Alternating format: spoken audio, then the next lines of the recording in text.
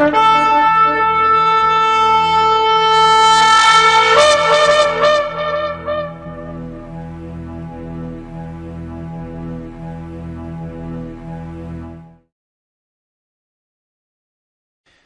atah Yahweh Eloheinu melech haolam, asher bahar banu mikol amim, benatan lanu et torato, Baruch atah Yahweh, noten a Torah, beshen Yeshua Mashiach. Bendito seas Yahweh, nuestro Elohim, Rey del universo, que nos apartas de entre todos los pueblos de la tierra para otorgarnos instrucción.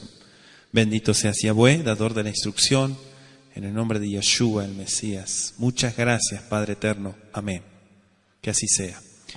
Vamos a abrir el capítulo 2 de Sefer Shemot. Acompáñeme al libro de Éxodo. Hoy tenemos el estudio del capítulo 2 y vamos a dar lectura en nuestro estudio sistemático.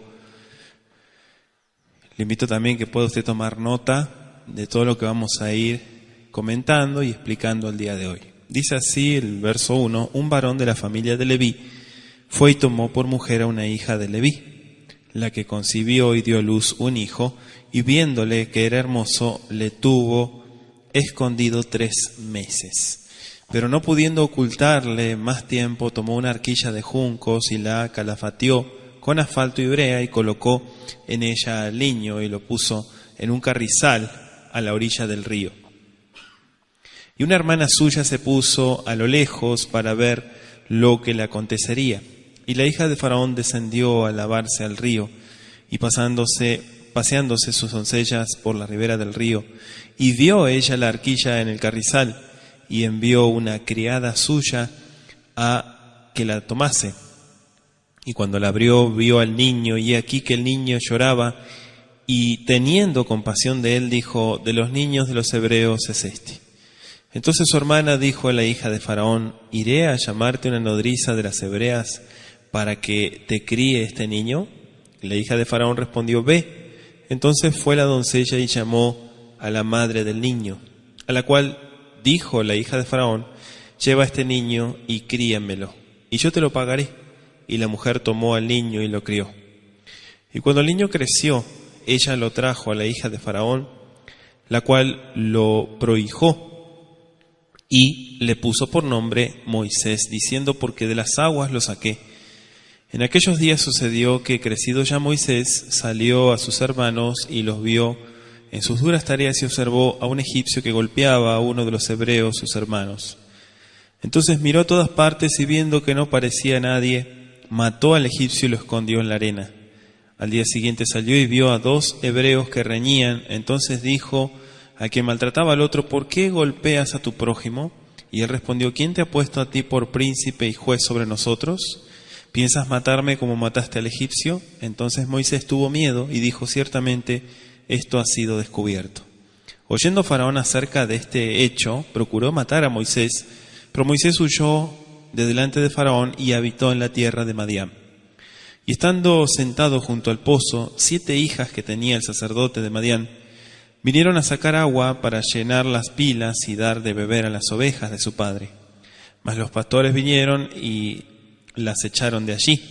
Entonces Moisés se levantó y las defendió, y dio de beber a sus ovejas. Y volviendo ellas a Reuel su padre, él les dijo: ¿por qué habéis venido hoy tan pronto? Ellas respondieron: un varón egipcio nos defendió de mano de los pastores, y también nos sacó el agua, y dio de beber a las ovejas. Y dijo a sus hijas: ¿dónde está? ¿Por qué habéis dejado a ese hombre? Llamadle para que coma. Y Moisés convino en morar con aquel varón, y él dio su hija Séfora por mujer a Moisés. Y ella le dio a luz un hijo, y él le puso por nombre Gershón, porque dijo: forastero soy en tierra ajena. Aconteció que después de muchos días murió el rey de Egipto, y los hijos de Israel gemían a causa de la servidumbre, y clamaron, y subió a Elohim el clamor de ellos con motivo de su servidumbre. Y oyó Elohim el gemido de ellos, y se acordó de su pacto con Abraham, Isaac y Jacob. Y miró Elohim a los hijos de Israel, y los reconoció Elohim. Palabra del Eterno, capítulo 2 de Éxodo. Como dijimos, vamos a analizar estos acontecimientos que vemos el día de hoy.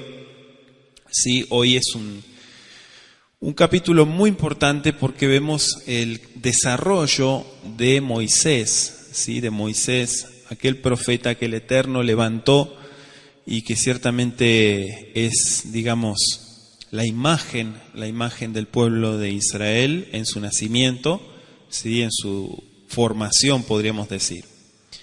Vemos el nacimiento, este capítulo 2, vemos también cómo su madre lo deja en el río, en un cesto calafateado, nos explica el pasuk, pero allí la hija de Faraón lo encuentra y decide adoptarlo. Todo tiene un propósito, sabemos que todo se tiene que ir cumpliendo de acuerdo al plan del Creador. En este evento vemos que se adelantan unos cuantos años, diría yo, donde Moisés mata a un egipcio, ya de adulto me refiero, reprende a un hebreo y allí dice la Escritura que huye a Midian o Madián, como aparece traducido. Allí se casa con Zipora o Séfora y vemos que dan a luz a un hijo llamado Gershom, ¿sí? Allí aparece el nacimiento de Gershom. Y también vemos una porción muy importante que es cuando, digamos, los últimos 3 versículos, versos 23, 24 y 25, que el Todopoderoso oye el clamor de los hijos de Israel, de los israelitas. Vamos a analizar desde nuestro versículo 1, Vayelech ish mi bet Levi, Vaikajet bat Levi. Esto está interesante porque según los traductores dan diferentes interpretaciones, pero fíjense que dice Vayelech. Primero aparece el verbo ir, y fue, más bien dicho, ¿sí? Y fue. Ish mi bet Levi. Un varón, dice, de Leví, ¿no? De la casa de Leví. Así aparece en el texto. Estoy en el versículo 1, capítulo 2, verso 1. Lo traducen como la familia de Leví, pero se refiere Bet Leví, a la casa de Leví, ¿sí? Como tribu, más bien. Claro, nos explica la Biblia que como Aarón era 3 años mayor que Moisés, ¿sí? Y eso lo podemos ver en Éxodo 7:7. Vamos a leerlo rapidito. 7:7 dice así: era Moisés de edad de 80 años y Aarón de edad de 83 años cuando hablaron a Faraón. 3 años mayor era su hermano Aarón y parece haber nacido antes de que se pusiera en vigencia el decreto real. ¿Sí? La expresión hebrea debería traducirse: un varón había ido. ¿Sí? Si analizamos punto por punto, un varón había ido. Por lo tanto, el decreto debe haber sido dado por el tiempo cuando Moisés estaba por nacer, es decir, todavía no había nacido. El casamiento de sus padres probablemente se realizó más de una década antes de que fuera dado este fatídico decreto que nos explica el libro de Éxodo en su comienzo. Ya que cuando él nace, nos dice la Escritura que Miriam, ¿sí?, tenía suficiente edad para desempeñar el papel que se describe en los versos 4, 7 y 8 de Éxodo 2, ¿sí?, del capítulo que estamos estudiando el día de hoy. Et bat Levi, dice, fíjese, una hija de Leví lo traducen. Y está muy bien porque de acuerdo con la costumbre hebrea, hija podría significar en realidad nieta, ¿sí? Tenemos que pensar bíblicamente, tenemos que pensar desde el punto de vista hebreo. Yochebed o Jocabed, como la traducen, era indudablemente hija de Leví. Y eso lo podemos ver en Éxodo 6, versículo 20, que dice: y Amram tomó por mujer a Yochebed, su tía, la cual dio a luz a Aarón y a Moisés, y los años de la vida de Amram fueron 137 años. Entonces era una levita, esta mujer, la mamá de Moshe, de Moisés, ¿verdad? Entonces, ¿qué podemos entender de esto? Su esposo Amram era hijo de Keat, ¿sí? Coat aparece en Éxodo 6:18.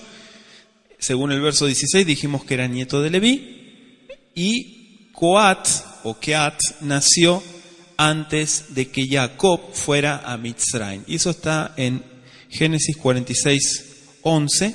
¿Te quieren anotarlo?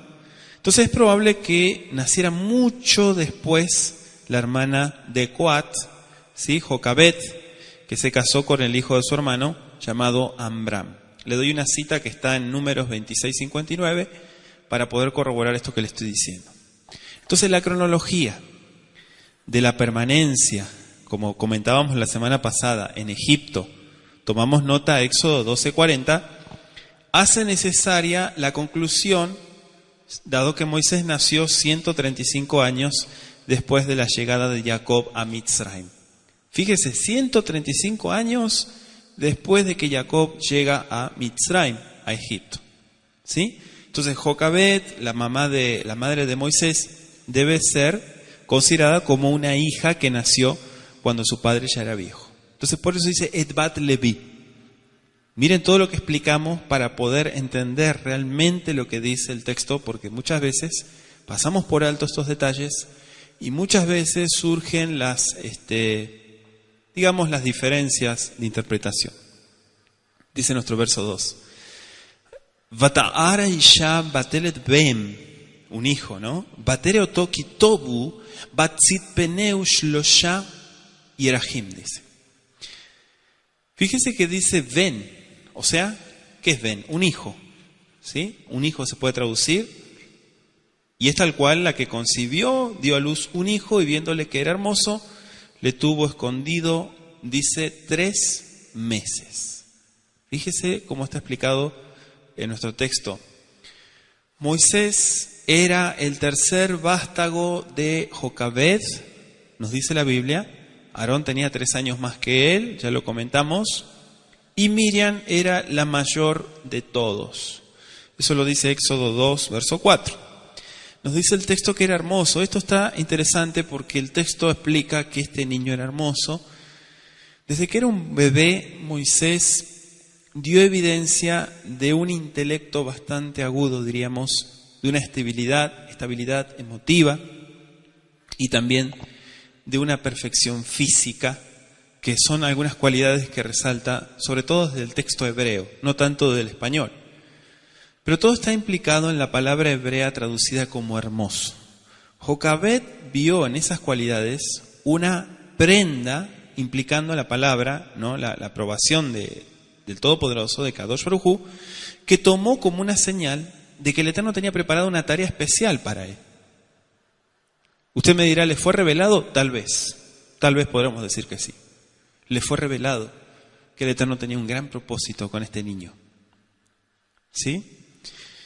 Por supuesto, Jocabed, ¿sí? de acuerdo a Hechos 7:20, dice el texto que era literalmente, el texto hebreo, agradable o hermoso delante de Elohim. ¿Sí? Así lo traducimos desde el hebreo. Entonces decía que por supuesto Jocabed habría amado y protegido a Moshe, aun cuando no hubiera sido un niño tan hermoso, siendo que las madres con frecuencia dedican su más profundo amor, dedicación completa a sus hijos débiles o tal vez enfermizos en algún caso.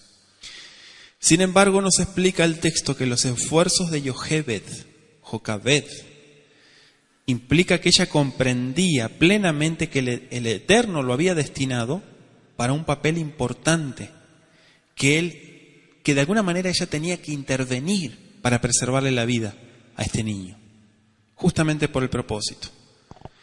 Todo esto lo podemos corroborar, y he estado leyendo también las antigüedades de los judíos de Flavio Josefo. Él dice que con todo esto no confirma necesariamente una declaración, Flavio Josefo, ¿no? Según la cual antes del nacimiento de Moshe, dice Josefo, se le había revelado a Amram que éste iba a desempeñarse como el Salvador de Israel. ¿Sí? A su papá ya se le había revelado, comenta el historiador Josefo. Pasamos al verso 3. Veloya gela ot atzefino, batikachlo tebat gomei, batachmera, bachemar ubatzafet, batesem bat etayeled, batasem basuf, al sefat ayeor, al río, el Ior es el río. Fíjense que vamos a explicar punto por punto. Acá dice una arquilla, ¿sí? Es una arca. Y es interesante que la expresión es tebat. Bueno, tiene la T al final, o la tav, mejor dicho, porque es constructo. En el hebreo se usa el absoluto y el constructo. Tebat gomé. Podríamos leerlo juntos, Tebat Gomé. Sabemos que la palabra Teba con Ei es la forma absoluta y es la misma que describe la del relato del Mabul. Sí, del diluvio, allí en los tiempos de Noé, cuando el Eterno le ordena construir un arca. Le dice, constrúyete una Teba. Aquí utilizamos la misma expresión, Tebat Gomé. Pero vamos a explicar punto por punto. Era una especie de mini arca donde colocan al niño. Después de que este niño había estado escondido durante 3 meses, nos explica el libro de Éxodo, por alguna razón desconocida para nosotros, pareció prácticamente imposible esconderlo por más tiempo, creyendo que el Todopoderoso intervendría para preservarle su vida. Su madre ideó un plan por el cual ella pudiera cumplir, ¿sí?, con la letra de la orden del rey, y sin embargo no se le quitara la vida al niño. O sea, ella haría todo lo posible y lo demás, lo imposible, como decimos muchas veces, lo dejamos en manos del Creador. ¿Sí? Nosotros hacemos lo que está a nuestro alcance. Lo que no está a nuestro alcance no podemos hacer nada, entonces tenemos que dejarlo en manos del Creador. Las dos palabras traducidas como Tebat y Gomé, que son arquilla y juncos, son egipcias. Sí, amado oyente, son egipcias, y junto con muchas otras que se encuentran en el Humash, en el Pentateuco, muestran que el escritor estaba íntimamente relacionado con el idioma egipcio. ¿Sí? Entonces, lo comentamos la semana pasada, hablábamos de la introducción, de autoría de Shemot, y de cómo la cultura egipcia está plasmada en este libro. Justamente porque el escritor fue educado en Egipto. ¿Sí? Me refiero a Moisés. Entonces, la palabra Teba, decíamos, arquilla, se deriva del egipcio Tebet. Tebet. ¿Sí? Parecido al mes hebreo Tebet. Y se usa en la Biblia únicamente aquí, y como decíamos en Génesis 6 y 7, refiriéndose al arca de Noé. El significado literalmente de Tebet es caja. ¿Sí? Caja, es una caja. Podría describir cualquier recipiente similar a una caja. Los egipcios en la época antigua le llamaban Tebet. Entonces de ahí se desprende el Teba. Hay muchas etimologías de palabras hebreas que son asirias, otras son caldeas y otras son egipcias. Sin embargo, la palabra Gomé viene juncos, ¿no? La traducen, pero procede del egipcio gamá y designa la planta del papiro, de donde sacaban el papiro. ¿Sí? Acá aparece como juncos. Entonces era una muy famosa de antaño, como el principal material del cual se hacía el antiguo papel para escribir que utilizaban los egipcios. La planta del papiro es un junco muy fuerte. Pueden investigarlo igual. Es muy fuerte, tiene un tallo como triangular de 3 a 5 metros de altura, muy grande. Y aunque era común en el antiguo Egipto, no existe más allí, me refiero a la actualidad. El papiro también se empleaba con propósitos de edificación, se utilizaba para la construcción de embarcaciones fluviales también. Claro, livianas, no pesadas. Y estas embarcaciones las vemos muy dibujadas en muchos monumentos egipcios antiguos y quizá proporcionaron a Jocabed un modelo para hacer el arca de Moisés. ¿Sí? Tal vez tomó la idea ella y dijo, vamos a construir una arquilla para poder meter al niño y que sea protegido. Porque así hacían los barcos. Claro, livianos, ¿no? Aparece también la palabra asfalto y la palabra hebrea que se usa aquí es la misma de Génesis 11:3. Para asfalto o como aparece en otras versiones como betún. Betún. Claro, esto se importaba en Egipto, en la región del Mar Muerto. Los egipcios lo usaban especialmente para embalsamar a los muertos. ¿Sí? Y también nos explica nuestro verso 3 que lo colocó en un carrizal, dice. La palabra es suf, como Yam Suf, Claro, lo traducen como el Mar Rojo, pero es el mar de juncos, el mar que atravesó nuestro pueblo Israel cuando sale de Egipto. La palabra Suf viene del egipcio Siufi, que significa caña. Y en este versículo es la tercera palabra tomada de ese mismo idioma. Fíjese, nuestro verso 3 utiliza 3 palabras egipcias. ¿Sí? Entonces decimos, ¿qué es el Suf? Son plantas acuáticas de toda clase que abundan sobre todo en los remansos del Nilo y en terrenos pantanosos también que están conectados con el Nilo. El propósito de Jocabed, nos dice el versículo, al colocar la arquilla en este matorral de cañas, probablemente fue el de impedir que fuera arrastrada por el agua esta arquilla, ¿no? Incluso algunos comentaristas, historiadores dicen y han sugerido que Jocabed conocía el lugar al cual acostumbraba ir la princesa egipcia a bañarse. ¿Sí? Entonces colocó el arca allí con la esperanza de que se le despertara compasión a la vista de ella y pudiera ayudar a esta criatura. Dice el verso 4 en nuestro estudio: Batetatzav bajotó, merajob ledea, maya celo, dice el texto. Fíjese que dice una hermana suya, dice ajotó, que significa una hermana suya. Esto es Miriam, ni más ni menos que Miriam. Sí, Miriam, la de Éxodo 15:20, aquella que salió con los panderos, y la que aparece también tristemente en un relato de Números 12, verso 1. Entonces parece haber sido la única hermana de Moisés, según Números 26:59. Verso 5. Bateret bat parol irhotz alior, banerotea ol hotz aliata ior, bateret ateba betohasuf, batishlaje tamata, batikajea, dice. Fíjense que dice bat paró, con makef, bat paró, la hija de Faraón, literalmente. ¿Sí? La tradición antigua llama a Tetmutis o Termutis, Merris o Vitia, como aparece en algunos textos, toda la diversidad de nombres y su ausencia, digamos, en los registros egipcios, también quitan mucho valor a la tradición y lo que se ha comentado. Hay una deducción razonable procedente de la cronología bíblica. Y nos basamos en 1 de Reyes capítulo 6 versículo 1 y otras declaraciones también muy básicas. Es que el éxodo se realizó a mediados del siglo XV antes de Mashiach. Esa fecha nos lleva a la conclusión, ¿sí?, de que Moisés creció bajo, lo comentamos la semana pasada, bajo Tutmosis I.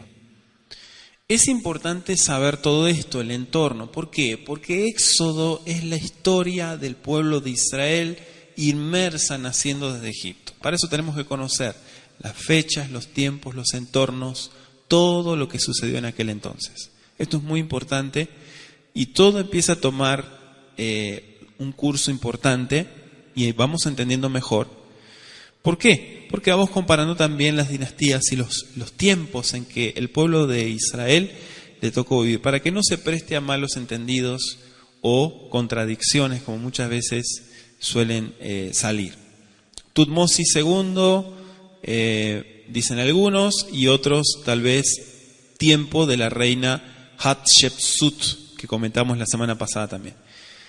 Habíamos dicho que Hatshepsut, esta princesa, fue una mujer muy notable, había sido la única hija legítima de Tutmosis I y se casó con un medio hermano llamado Tutmosis II a fin de que él pudiera legalmente suceder a su padre en el trono. Todo era una ideal, todo era digamos, un interés político lo que llevaba a que hicieran estas cosas.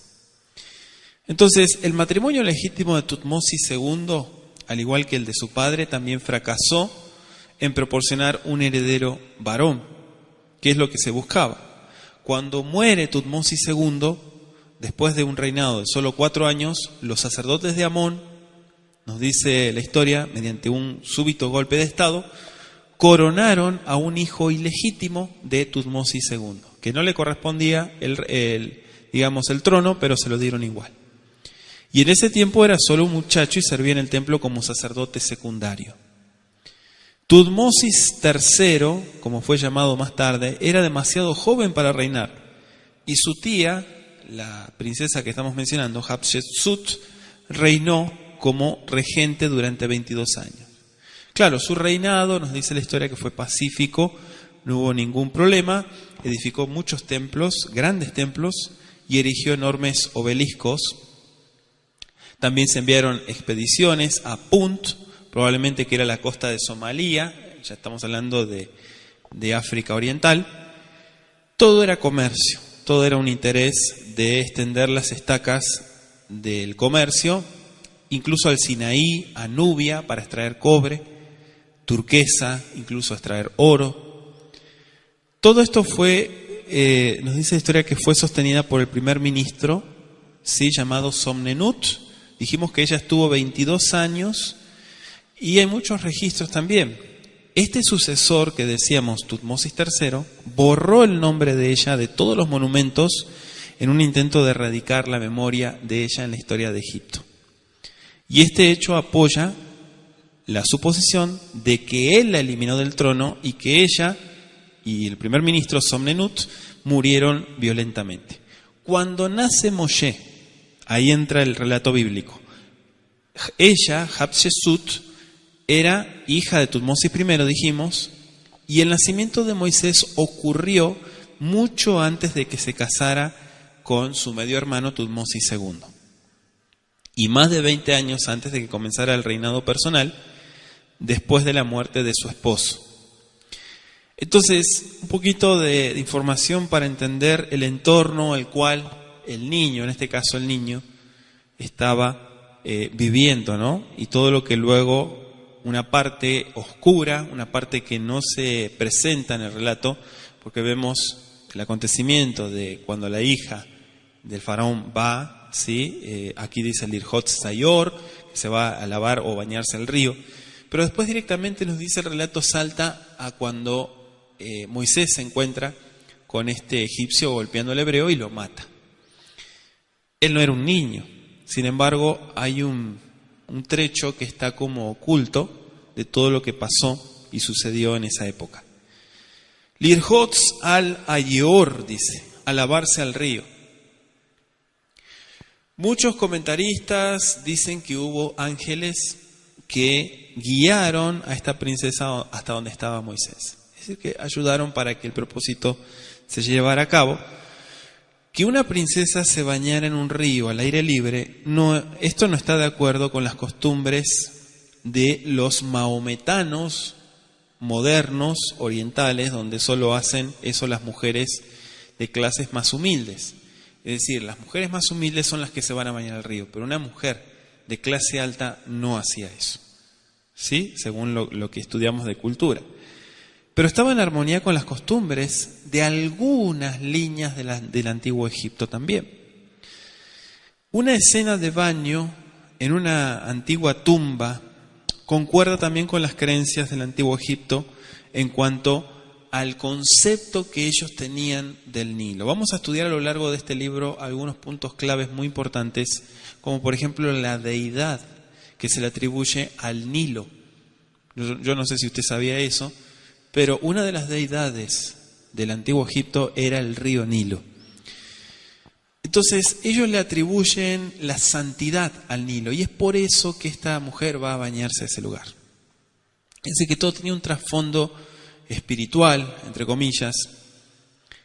Y claro, según la creencia de ellos, esta agua impartía fertilidad, garantizaba, según las creencias del antiguo Egipto, incluso Manetón comenta algo sobre esto, la larga vida, que era otra de las esperanzas que llevaban todas estas religiones antiguas.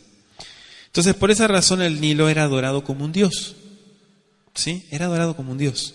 Y todas las creencias, ¿no?, que llevaba y lo que ellos pensaban en cuanto, no era solamente el comercio, no era solamente la producción y todo lo que les daba, sino que llegaba a un punto que era como la vaca en la India, una cosa así. Dice nuestro versículos 6 dice, Batiftach, Batireu, Etayelet, Bainea, Nar, Boje Batahmol Alav, Batomer mi aldea Aivrinze. Me gustó la última parte donde dice Batomer mi aldea Aivrinze. De los niños de los hebreos es literalmente significa. De los niños de los hebreos, ¿cómo reconoce? Es la pregunta. Cuando abre la arquilla, la tebá, la princesa reconoció al niño que era de los hebreos, el que lloraba. Siente compasión por este niño, simpatía también por su madre, desconocida. Todo eso le movieron a salvarlo, adoptándolo como si fuera suyo. ¿Sí? Entonces vemos también, en el capítulo 1, verso 22, ahí se ve sobre el cruel edicto del rey, probablemente que no estuvo mucho tiempo en vigencia. Pero el acontecimiento aquí descrito puede haber servido como un instrumento para producir un cambio. ¿Sí? Apenada por el triste destino de los niños hebreos, la hija de Faraón quizá imploró a su padre. No lo sabemos, decimos quizá imploró a su padre para que revocara ese edicto de asesinar, que aparece como dijimos en el verso 22. Si esto es cierto, entonces Moisés, se habría convertido en el medio pasivo por el cual se salvaron las vidas de incontables niños hebreos. ¿Sí? Si esto fue cierto, si esto realmente fue así. Entonces nos dice nuestro verso 7, comenta, entonces su hermana dijo a la hija de Faraón, ¿iré a llamarte una nodriza de las hebreas para que te críe este niño? Fíjese, le dijo una Isha Meneket, que es una nodriza, ¿no? Así se traduce. O sea, sin duda lo que podemos ver de este verso es que todo había sido arreglado por la madre. Miriam fue ubicada cerca del lugar donde flotaba Moisés, vigilando, velando, ¿no?, por el destino de su hermanito, y probablemente había sido instruida en cuanto a qué decir en el caso de que algún egipcio encontrara al niño. Es decir, que ensayaron todo por si el plan no salía bien. Cumplió sus instrucciones, apareció en la escena en el momento preciso y presentó su propuesta en el tiempo oportuno, como nos relata todo el texto. O sea, ni demasiado pronto ni demasiado tarde, lo podemos ver. Habló, sí, en el momento que tenía que hablar y calló en el momento que tenía que callarse. Dice el verso 8, la hija de Faraón respondió, ve, entonces fue la doncella y llamó a la madre del niño. En hebreo me gustó porque aparece como Alma, con el artículo definido, Alma, que es virgen o doncella, se puede traducir. Aquí vemos habilidad, tacto, ingenio, vemos muchas cosas, que todo esto aseguró la atzlajá de Moshe, el éxito para que Moisés pudiera crecer de una manera sana y a futuro ser el libertador del pueblo de Israel. O sea que la Biblia nos dice no solamente que fue salvada la vida de Moisés, sino que también él fue devuelto a la cuna y al pecho de su propia madre. Fíjese usted qué interesante. Entonces en esa forma se arbitró el recurso para que pudiera recibir de ella aquellas primeras impresiones que tan indeleblemente se fijan en la mente de un niño. Estar con su mamá, no estar con una extraña, ¿verdad? El Eterno tiene cuidado de todo. Y todavía le dice el verso 9, te lo pagaré. Fíjese, dice, lleva a este niño y críamelo y yo te lo pagaré, dice. ¿Sí? Y la mujer tomó al niño y lo crió, dice. Era un niño hebreo. ¿Sí? Era un niño hebreo, fue colocado en un hogar hebreo. Tenían que hacerse los arreglos necesarios para aclarar la supuesta relación de Jocabet con él como su nodriza, ¿no? La princesa indicó lo que pagaría por el cuidado que se le diera, y así se estableció claramente que el niño se había convertido en propiedad de la hija de Faraón. ¿Sí? Entonces hay muchas preguntas también que quedan resueltas, se debe una respuesta aquí, incluso muchas especulaciones que se han dicho en las interpretaciones de estos relatos. La mujer tomó al niño, dice el texto. Y el significado que Jocabed no es llamada aquí madre, esto también lo estuve analizando, porque no dice madre, dice Jocabed. O la mujer, mejor dicho. Moisés, sencillamente, porque él escribe, pone a Aishá, la mujer. ¿Sí? En su texto pone de esa manera. No dice la madre, dice la mujer. Parecería que ni por palabra ni por conducta ella traicionó sus verdaderos sentimientos ni reveló su verdadera relación con el pequeño. Ninguna lengua puede expresar qué dominio propio debe haber requerido esa hora tensa que nos explica el texto. Tomó al niño como podría haberlo tomado una extraña y sin embargo en su corazón sentía mucha alegría desbordante porque estaba con su hijo, ¿sí? Imagínense todo el entorno y todo lo que se vivía en aquel entonces, y más con los egipcios. Entonces todo dependía de que se mantuviera tranquila bajo las circunstancias más difíciles. Pero como dice la Escritura, el amor puede soportar todas las cosas, ¿sí? Entonces podríamos decir que esta mujer fue dirigida por el Creador. Y lamentablemente muchas veces a las personas la traicionan los sentimientos, las imprudencias, las reacciones, extremas de situaciones que se presentan. Lo fundamental en esto, en todo servicio, digamos, no depende tanto del intelecto como del corazón apoyado por lo que el Eterno da, es decir, por lo que el Eterno dirige a lo que se haga, que es lo que más vale. El niño creció, Baidal Ayele, dice nuestro verso 10. Baidal es el verbo de crecer, viene de engrandecer. Así que se hizo grande, literalmente. Entonces dijimos que Jocabed había salvado la vida de su hijo, transfiriendo sus derechos de madre a la hija de Faraón. Ahora lo recibió de vuelta, ¿sí? Prestado, por así decirlo. Y como una nodriza. Ella contratada durante los años de su infancia, pero en realidad era la verdadera madre. Pero hizo el papel de nodriza. Lo entregó para que pudiera conservarlo, lo perdió para que pudiera hallarlo otra vez y se inclinó para que pudiera vencer. Aquí hay varios mensajes que la Biblia nos da. O sea, la Biblia no dice cuánto tiempo estuvo el niño con su madre, no dice eso. Muchos comentaristas dicen, he leído varios comentaristas, incluso historiadores dicen, fueron 2 a 3 años. 2 o 3 años. No fueron 2 o 3 años. En realidad fueron 12 años. ¿Sí? 12 años. Durante esos años de la infancia, se establecieron los fundamentos de su carácter, más tarde su experiencia espiritual, porque tuvo un encuentro con el Creador, y la instrucción descuidada ahora no podía ser recuperada después. La vida posterior de Moshe, estamos hablando del desarrollo de Moisés. La vida posterior de Moisés muestra claramente que sus padres usaron muy bien los años que le fueron concedidos para criarlo convenientemente. Aprovecharon al máximo el tiempo que se les permitió.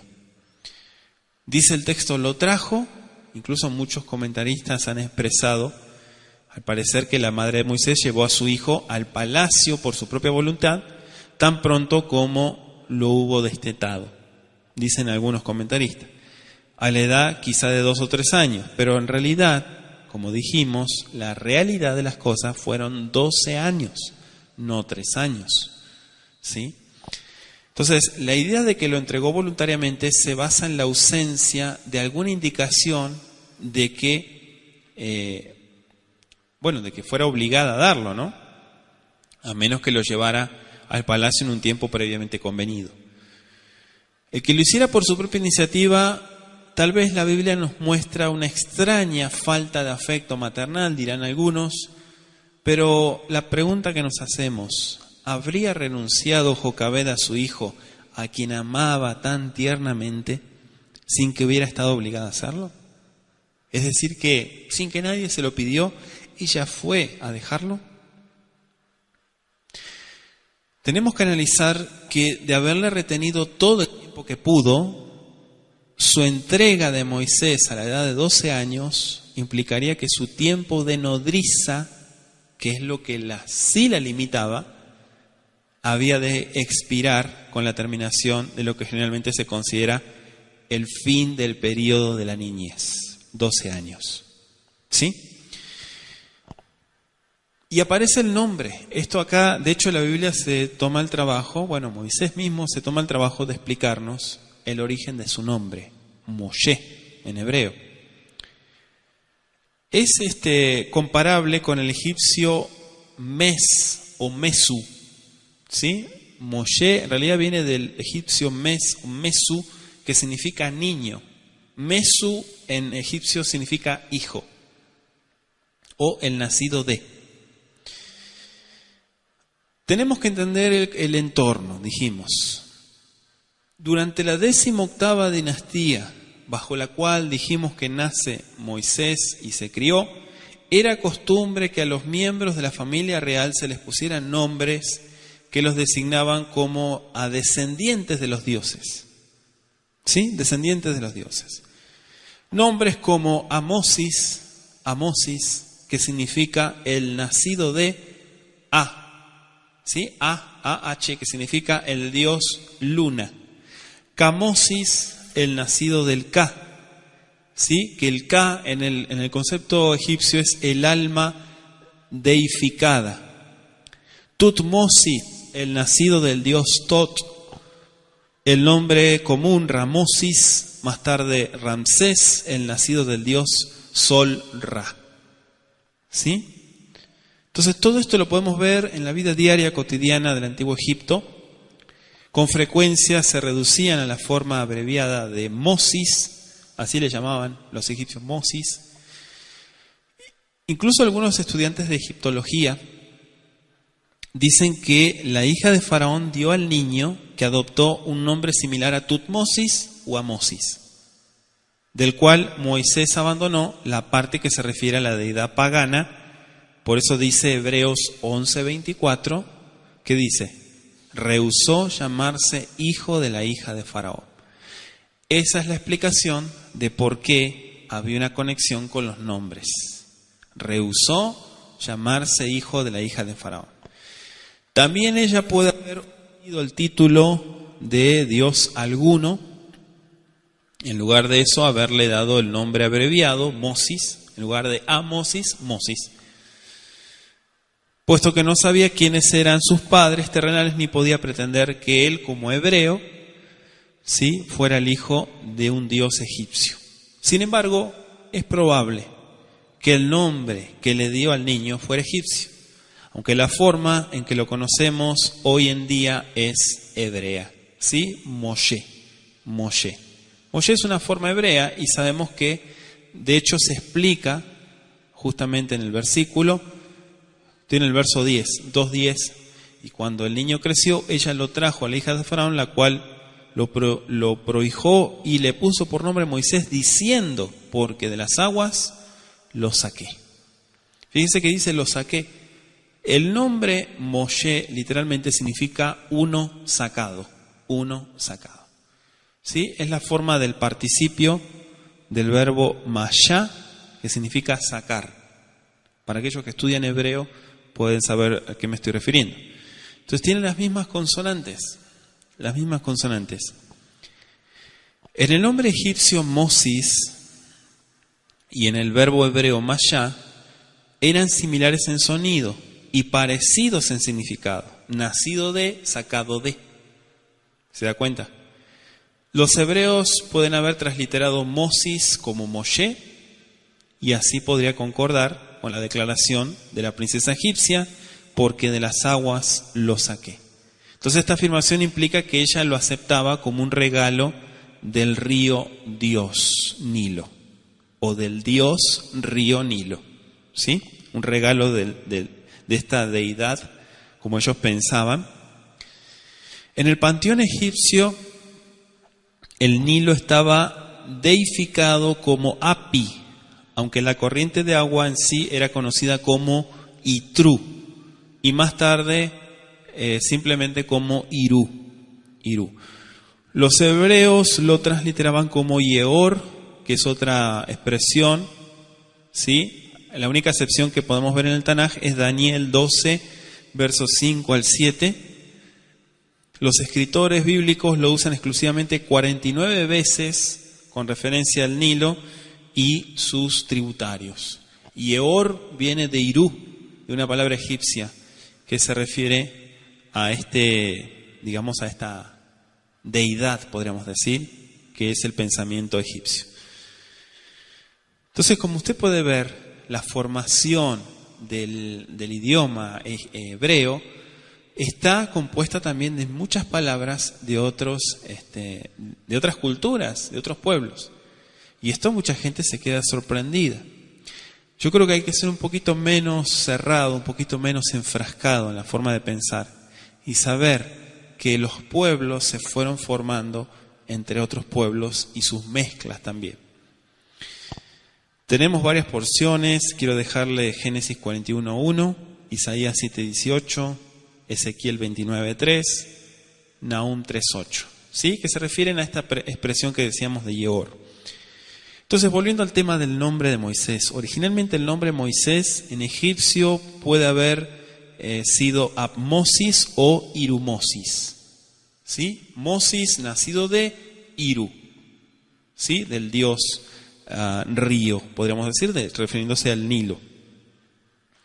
Entonces, con el significado, aquel nacido o sacado del Nilo. Entonces, esto concuerda exactamente con lo que nos dice el texto de nuestro versículo 10, ¿sí? Porque lo saqué, lo tomé del Nilo. Entonces, justamente por eso, al rehusar, dice Hebreos 11:24, al rehusar ser llamado hijo de la hija de Faraón, naturalmente él debe haber eliminado la referencia de la deidad egipcia, ¿sí? Esta es la explicación que podemos proporcionar. Ahora, muchos traductores, los traductores incluso del Septuaginta, vertieron su nombre como Moses, ¿sí? Incluso al aclarar este nombre, Flavio Josefo en Antigüedades de los Judíos explica que Mo como un nombre egipcio para el Nilo y Uses como una forma egipcia para cualquiera sacado o salvado de él, ¿sí? Esto explica Flavio Josefo en sus escritos. Entonces, de acuerdo con esta explicación, Moisés significaría el salvado del Nilo, algo sumamente apropiado para uno destinado a salvar a su pueblo de la tierra del Nilo, ¿sí? Sin embargo, no es claro si la explicación de Flavio Josefo se basa en un hecho o en una creencia motivada por el deseo de probar algo a toda costa. Recuerde que la historia es según quien la cuenta, ¿sí? Y hay cositas que tenemos que también tomarlas con pinzas. Dice nuestro versículo 11, seguimos avanzando en el estudio. Vayehi vayamin haem, vaidal Moshe vayetze lechav, vayer besiblotam, vayar ish mitzri, make ish ivri mechav. Sí, esto está interesante porque parece que acá hicieron como un corte, ¿no? En la historia. Y aquí vemos ya a un Moisés crecido. Dice Vaidal Moshe, crecido ya Moisés. El registro sagrado pasa por alto, en silencio, escúchelo muy bien, casi 30 años de la vida de Moisés. El registro bíblico pasa por alto 30 años de la vida de Moisés que no están en ningún registro, pero que sí sucedieron. Este siguiente hecho que estamos viendo en el verso 11 se registra en un incidente que sucedió cuando tenía 40 años. Si tiene duda de esto, busque Hechos capítulo 7, versículo 23. Los años de su juventud fueron pasados bajo tutores reales que le impartieron, dice Hechos 7:22, por eso me gusta leer este sermón, comentario, discurso, dibur en hebreo, de Esteban, en el libro de Hechos capítulo 7, el verso 22 dice toda la sabiduría de los egipcios, ¿sí? Que es la cultura que recibe Moisés. Parte de su educación provino de los sacerdotes y parte de los comandantes del ejército. Era tal la educación que, lo que podemos ver, ¿no?, comúnmente se daba a un príncipe real. Dice Hechos 7:22, dado que Moisés era poderoso en sus palabras y obras, comenta Esteban. Entonces no estaría fuera de lugar suponer que dirigió importantes expediciones militares a países extranjeros. O sea, era una persona muy reconocida por los egipcios, no era uno más del montón. Entonces, con todo, no llegó a ser egipcio de corazón. Su apariencia exterior, su vestimenta, su habla, su comportamiento, pueden haber sido completamente egipcios, ¿sí? Él se vestía como egipcio, hablaba como egipcio, pensaba como egipcio, pero lo único que tenía hebreo era la sangre. Permaneció hebreo en lealtad y en fe solamente.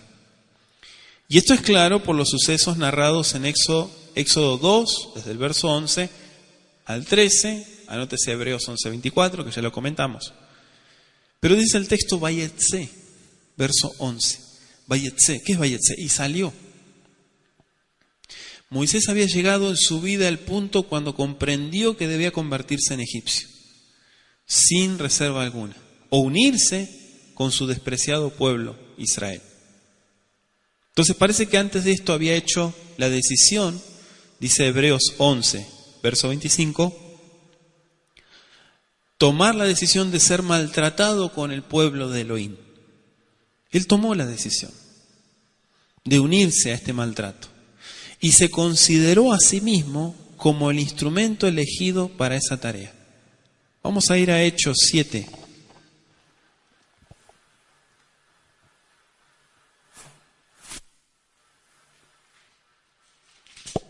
Es importante leer estos versículos que estábamos comentando. Dijimos Hechos 7, verso 23 al 25. Cuando hubo cumplido la edad de 40 años, le vino al corazón el visitar a sus hermanos, los hijos de Israel. Y al ver a uno que era maltratado, lo defendió, e hiriendo al egipcio, vengó al oprimido. Pero él pensaba que sus hermanos comprendían que Elohim les daría libertad por mano suya, mas ellos no lo habían entendido así. O sea, él veía un libertador en su persona, ¿sí? Sin embargo, los demás no veían eso en él, no veían que él sería el libertador. Él pensó que estaba listo para abandonar la corte egipcia, abandonar la perspectiva de sucesión al trono, defender la causa del oprimido. Él pensó que ya estaba listo. Hechos 7:23 es claro que Moisés fue a la tierra de Goshen o Goshen, que es donde estaba su pueblo, el pueblo de Israel, los hebreos, con el propósito de estudiar la situación, de trazar planes, de empezar a buscar una salida para que esta gente pudiera sobrevivir. Y el que su mente hubiera renunciado a todo reclamo al trono de Egipto es una evidencia clara que nos da la Biblia de que sus motivos no eran egoístas. Él no pensaba en él nomás. Él pensaba también en que mucha gente se estaba muriendo. La gente de su raza. Más bien fue impelido por un sincero amor a su pueblo y un odio hacia los opresores y los tiranos. Este es un hecho que resalta por el término hermanos que utiliza Ahab, el Ahab. El Ahab, a sus hermanos, significa. Que lo usa 2 veces, Éxodo 2, versículo 11. ¿Sí? 2 veces aparece. En aquellos días sucedió que crecido ya Moisés salió a sus hermanos, 1, y vio en sus duras tareas y observó a un egipcio que golpeaba a uno de los hebreos, sus hermanos. 2. 2 veces dice sus hermanos. Observó un egipcio. Era probablemente uno de los comisarios que comentábamos la semana pasada en el capítulo 1, verso 11, que fueron supervisores, empleados para ellos, que claro, le le pusieron una tarea más pesada. Y estas personas son representadas en los monumentos egipcios como armadas con largos garrotes de madera que usaban a su antojo sobre la espalda del pueblo. Sin duda abusaban frecuentemente de su autoridad y con toda seguridad infligían castigos por la falta más pequeña, y aunque no hubiera ninguna, también los golpeaban.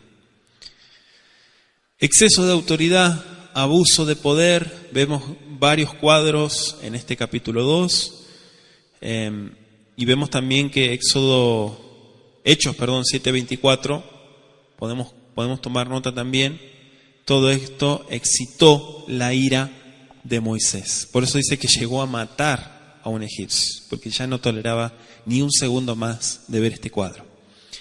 Verso 12, mató al egipcio, dice, ¿sí? Así está escrito, dice, Vaifen ko bajó, bayar en ish bayar etamitzri, bait meneu bajol. ¿Sí? Bajol significa en la arena, lo enterró en la arena. Ciertamente no fue fácil la huida de Moisés. La frontera oriental de Egipto estaba protegida desde el mar Mediterráneo hasta el Golfo de Suez, que se conoce, por un sistema de torres armadas, cada una a la vista de la siguiente, así que estaba todo protegido. Toda la frontera estaba completamente protegida, no había forma de escapar. Un relato egipcio, paralelo con la huida de Moisés, no sé si lo escuchó hablar, se llama el relato de Sinué, Ahí muestra este relato egipcio cuán difícil era huir a Asia, lo difícil que era salir. Sinué fue un cortesano del rey Amenehet I, y por alguna razón que nos es desconocida, creyó que a la muerte del rey su propia vida estaba en peligro. Por lo tanto, dice el relato que huyó a Siria, donde pasó muchos años como exiliado. Y él da una vívida descripción de los peligros del cruce de la frontera, ¿sí? En este relato. Claro, agazapándose durante algún tiempo en un matorral, para que no lo vieran los centinelas, los guardias, cruzó de noche la frontera. Y al internarse en el desierto, hubiera perecido de sed, si no hubiera sido por algunos asiáticos que lo encontraron y le dieron agua y leche hervida para beber, dice este relato. No tenemos un registro de las penurias que sufrió Moisés durante su ida. Dice que se fue a Madián, pero fíjese que la Biblia no explica todo lo que él vivenció, dice simplemente que se fue. Pero por este relato que ponemos como paralelo sabemos que no era fácil, no era salir y entrar así nomás. Fue una prueba dura, podríamos decir. Él conocía los lujos de la corte y también conocía a los prevaricadores y todo lo que hacían detrás. Entonces toma la decisión de irse a Midian. Eretz Midian, dice el texto hebreo. Y esta es una expresión algo vaga, ¿no? Ya que los madianitas eran nómadas, como la tierra de Madián. Si ellos eran nómadas. Claro, estamos hablando de los principales establecimientos donde frecuentemente se los veía, pero no había una tierra de Madián, porque ellos andaban de aquí para allá. Entonces se refiere a un lugar que posiblemente, frecuentemente andaban ellos. Sus principales establecimientos parecen haber estado al lado oriental del Golfo de Acabá, donde se han encontrado la mayoría de las antiguas inscripciones midianitas. Pero de cuando en cuando efectuaban migraciones hacia el norte, es decir, hasta los límites de Moab. Yo me estoy basando en Génesis 36, 35 y Números 22, versos 4 y 7. La misma Biblia nos proporciona mucha información. Y hacia el oeste penetraban en la península del Sinaí, que parece haber sido la tierra de Madián, que dice Moisés, Eretz Midian, a la cual huyó Moisés. Tome nota, Éxodo 3, verso 1, ¿sí? Ahí es donde aparece la relación que dice monte de Elohim, tierra de Madián. Verso 16, pasamos al verso 16, dice: el sacerdote de Madián. Fíjese que los madianitas eran descendientes de Abraham y Ketura. ¿Se acuerdan? En Génesis 25, pueden escuchar el estudio sistemático de Génesis en nuestro canal de YouTube. Génesis capítulo 25 nos explica cómo nace Madián o los madianitas, descendientes de Abraham y Ketura. Y pueden haber pertenecido también como adoradores al verdadero Elohim durante algún tiempo. ¿Por qué? Porque venían de la línea de Elohim, de la línea de Abraham, estamos diciendo. Por lo tanto, Reuel, con quien vivió Moisés, según Éxodo 2, 18 y 2, 21, era sacerdote del verdadero Elohim de los cielos y la tierra, Yahweh Sebaot.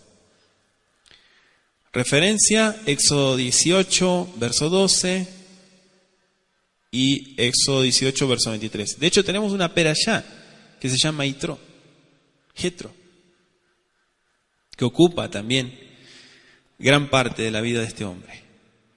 Pero fíjense que el verso 16, 2:16, dice: estando sentado junto al pozo 7 hijas, Sheba Banot, 7 hijas que tenía el sacerdote de Midian, vinieron a sacar agua para llenar las pilas y dar de beber a las ovejas de su padre. Sheba Banot. Fíjese que este no es el primer caso en el relato de la Biblia en el que aparecen mujeres pastoreando los rebaños de su padre. Reuel aquí no es el único. ¿Por qué? Porque Raquel, según Génesis 29:9, Raquel cuidaba las ovejas de su padre Labán y les daba de beber también. Entonces, una práctica que, podríamos decir, concuerda bien con la sencillez de los tiempos primitivos.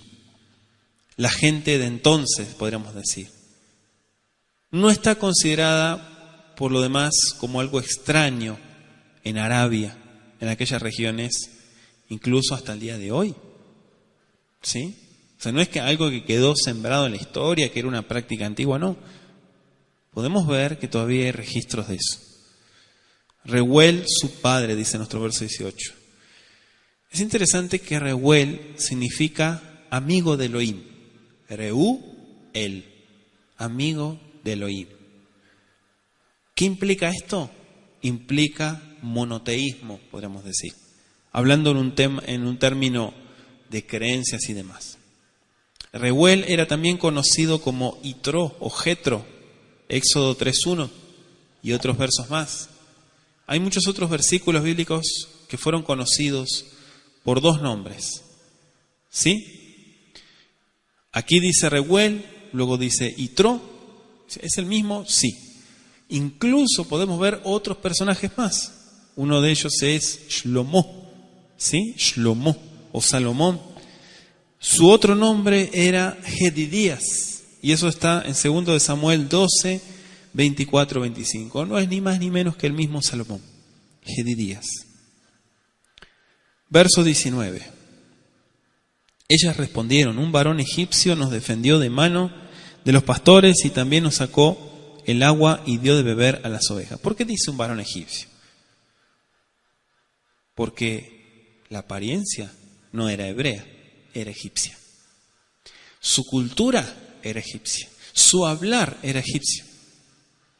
Por eso dijo, un varón egipcio. Ni por la mente les pasó que era un varón hebreo. Esto es interesante para derrumbar todos esos cuestionamientos y todos esos planteamientos huecos que muchas veces la gente hace, enfrascados en una sola idea. Un varón egipcio nos defendió. Ish mitzri itzilanu miyad haroim. Me interesó la segunda parte que dice miyad haroim, de la mano de los pastores. Indudablemente Moisés no reveló su nacionalidad, no presentó su pasaporte y dijo: yo soy hebreo. No, él llevaba vestimenta egipcia, tenía la cabeza rapada como un egipcio. Las hijas de Reuel o Reuel naturalmente tomaron por egipcio a este amigable extranjero. Y el asombro de Reuel, porque volvieron temprano, y la explicación que le dieron de que un egipcio las había defendido de los pastores, Miyadaroim, nos muestran claramente que estaban acostumbradas a este áspero trato del que su padre no podía protegerlas. Claro, porque se enfrentaban con hombres, las hijas. Como sacerdote, Reuel parece no haber tenido mucha influencia con los pastores de la región. Y esto quizá pudiera haber sido porque Reuel adoraba al verdadero Elohim, cuando la mayoría de sus compañeros de tribu habían abandonado la fe de su antepasado Abraham. Muchos dijeron, Abraham murió, su fe con él. Y empezaron a adoptar otras creencias. Pero Reuel permaneció fiel al Elohim verdadero. ¿Sí? Otros empezaron a adorar ídolos, etcétera, etcétera. Me refiero a los madianitas. Verso 21. Y Moisés convino en morar con aquel varón, y él dio a su hija Séfora por mujer a Moisés. Moisés convino, nos explica el pasú. O sea, Moisés había huido de Egipto sin ningún plan definido, ¿sí? Ningún plan definido excepto el de salvar la vida. Y ahora afrontaba el problema de ganarse la subsistencia. Vemos la bienvenida que le da a Reuel, el resultado amigable, ¿sí?, con Moisés, porque prestó la ayuda en el pozo, sirvió para un arreglo por el cual Moisés entró en su servicio. Zipora. Fíjese que con el correr del tiempo Séfora, que era una de las 7 hijas de Reuel, llegó a ser la esposa de Moshe, de Moisés. Y Zipora significa ave. Ave. ¿Sí? Es la forma femenina de Tzipor. Tzipor significa pájaro. El nombre de ella significa ave. Incluso todavía es el de muchas mujeres de Arabia que se llaman Tzipora. Hasta la fecha. Verso 22, nacimiento de Gershón, ella le dio a luz un hijo, aquí ha pasado mucho tiempo, ¿verdad? Y le puso por nombre Gershón, porque dijo, forastero soy en tierra ajena, o extranjero más bien. Gershón significa destierro, porque viene de garash, la expresión garash. Garash significa impulsar o arrojar hacia afuera. Garash. ¿Sí? Moisés explicó este nombre refiriéndose a que él era Ger. Ger. ¿Qué es Ger? Forastero o extranjero, en tierra ajena. Por eso le puso este nombre. Aunque había salvado la vida, vivió en el exilio y dio expresión a sus sentimientos de soledad y humillación cuando le puso el nombre a su primer hijo, Gershón. Como dijimos, muchos años son pasados por alto en silencio, según el relato bíblico. Un ex príncipe de la más poderosa casa real de ese tiempo de Egipto, me refiero, ¿sí?, pasa sus días como pastor. ¿Sí? Se convierte en pastor. Había cambiado su palacio por una tienda, los lujos de Egipto por la vida del desierto del Sinaí. Un séquito de ayudantes y su ejército por un rebaño de ovejas y cabras. Ese fue el cambio que hizo Moisés. ¿Qué cambio, no? Con todo, 40 años pasados en las vastas extensiones del desierto hicieron de él la clase de hombre que Elohim quería y que había preparado para la liberación de su pueblo en Egipto. Todo esto es el desarrollo de Moisés. Es la primera parte. Durante esos años, Moshe aprendió lecciones esenciales para él como dirigente, para una nación rebelde, podríamos decir, porque así le llamó. Moisés, digamos que desarrolló cualidades durante sus largos años de vida en el desierto. Fue preparado. Eso no fue en 3 meses, no fue express. Él fue preparado por muchos años para el puesto que iba a ocupar. Su historia posterior nos muestra que esos años no fueron perdidos, sino que habiendo sido un alumno diligente bajo la enseñanza del Creador, se había graduado para poder tener el honor de ser un libertador. Y fíjese que el verso 23 nos dice el pasuk, después de muchos días. ¿Sí? Dice Bayamin Rabbim, muchos días, mucho tiempo. Y esta expresión del verso 23 cubre un periodo de unos 40 años según Hechos 7:30. Muere el rey de Egipto, como dijimos, Tutmosis III, de quien Moisés había huido. Murió por el 1450 aproximadamente antes de Mashiach, y después de haber reinado solo durante 32 años, los que a su vez habían sido precedidos por una corregencia con Hatshepsut, la reina o princesa, que fueron, dijimos, ¿cuánto? 22 años. Allí sucede. Baisaku batal Shabbatan el Elohim minaboda. Los hijos de Israel gemían, dice el versículo 23. Fíjese que la muerte de Tutmosis III no trajo alivio de la opresión, sino parece que la hizo un poquito más pesada, más severa. Incluso hay antiguos documentos egipcios que nos revelan que Tutmosis III fue sucedido en el trono de su hijo Amenhotep II, quien demostró que era un verdadero rey cruel y un implacable conquistador. Por eso empezaron a gritar los israelitas. En los comienzos de su reinado volvió de una campaña egipcia con 7 príncipes cananeos como cautivos, o sea, eran invasores.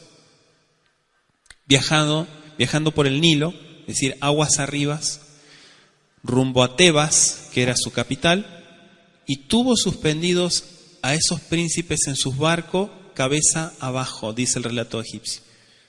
Cuando llegó a Tebas, ahorcó a 6 de ellos en la muralla de la ciudad y llevó al 7º a un lugar llamado Napata, que es la capital de Nubia, donde dio también muerte, la misma muerte.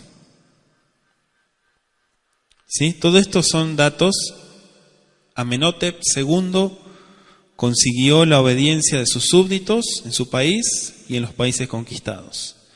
Claro, mediante el empleo del terror sistemático. Su carácter, tal como lo revelan los registros históricos, concuerdan muy bien con el del faraón terco que intensificó la opresión de los israelitas cuando Moshe, junto con su hermano, intercedía en favor de ellos. ¿Sí? Me refiero al tiempo cuando se derraman las makot, las plagas. Y dice nuestro verso 25, Vayedá Elohim, fíjese, los reconoció Elohim. ¿Sí? Eso está muy interesante porque el verso 25 dice, miró Elohim a los hijos de Israel y los reconoció Elohim. Vayedá Elohim, es interesante que primero el Eterno te ve, Vayar, para luego Vayedá, reconocerte. Primero Vayar, primero te ve y luego te reconoce. Este es el orden que nos revela esta porción de Shemot. Claro, fiel a su pacto con Abraham, Yitzhak y Jacob, Kadosh Baruj Hu se acordó de su pueblo oprimido. Era el objeto de su cuidado especial, Am Segulá. La promesa se le dio a sus padres. Entonces el Eterno obró una serie de milagros con el fin de realizar su propósito, primero de misericordia en cuanto a ellos. Las expresiones humanas empleadas para describir la actitud, los actos del Todopoderoso, a veces pueden parecer indignas de un ser eterno, omnisciente y omnipotente. Sin embargo, debiera recordarse que las palabras finitas, como lo son, ¿no?, limitadas, en el mejor de los casos, nos dan un cuadro imperfecto de la voluntad y de los caminos del ser infinito. Vemos a Elohim como nosotros lo queremos ver. Esa es la tristeza. Somos limitados, somos finitos, por eso nosotros limitamos, ponemos límites, porque no podemos comprender más allá. Este es el capítulo 2 del desarrollo de Moisés, esperando que haya sido de bendición para su vida. Vamos a hacer oración agradeciéndole al Todopoderoso por esta oportunidad que nos dio de analizar y estudiar sistemáticamente el capítulo 2 de Shemot. Ribono Shel Olam, te agradecemos por la oportunidad que nos das de poder estudiar tu Torá, poder analizar este capítulo 2 de Éxodo. Gracias, Padre, porque vamos conociendo mejor tu voluntad, tus propósitos y los relatos bíblicos que han sido puestos también para nuestra enseñanza y nuestro crecimiento. En el nombre de Yeshua te pedimos que sigas dirigiéndonos a toda verdad. Toda Rabá Leja, te decimos juntos, amén y amén.